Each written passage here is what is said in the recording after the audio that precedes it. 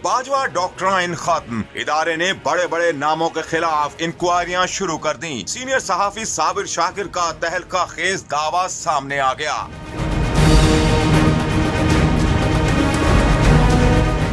Namvar reporter और तज्जियाकार साबिर शाकिर ने खबर दी है कि नई क़यादत आने के बाद फौज में एहतसाब का अमल शुरू हो चुका है। कुछ इंक्वायरियों का हुक्म दे दिया गया है, जबकि मजीद इंक्वायरियां भी पाइपलाइन में हैं।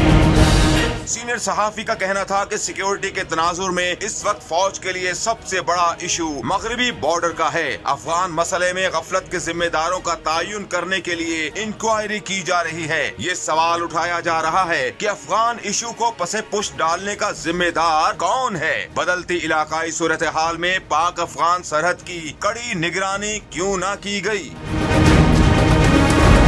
साबिर शाकिर ने मजीद कहा कि मुल्क की सियासी क़यादत को मामलात सुलझाने का कहा गया तो कुछ लोगों ने फौजी क़यादत के खिलाफ नई साजिशें शुरू कर दी। पीडीएम हुकूमत ने न सिर्फ इंतखाबात में जाने से इनकार किया, बल्कि उल्टा इदारे को आंखें दिखाना शुरू कर दी। ये लोग अपने गंद की सफाई के लिए टेक्नोक्रेट सेटअप पर तो राजी हैं, मगर इलेक्शन के लिए तैयार नहीं। दूसरी जानिब इमरान खान ने इंतखाबात के अलावा किसी भी ऑप्शन को तस्लीम करने से साफ इनकार कर दिया है।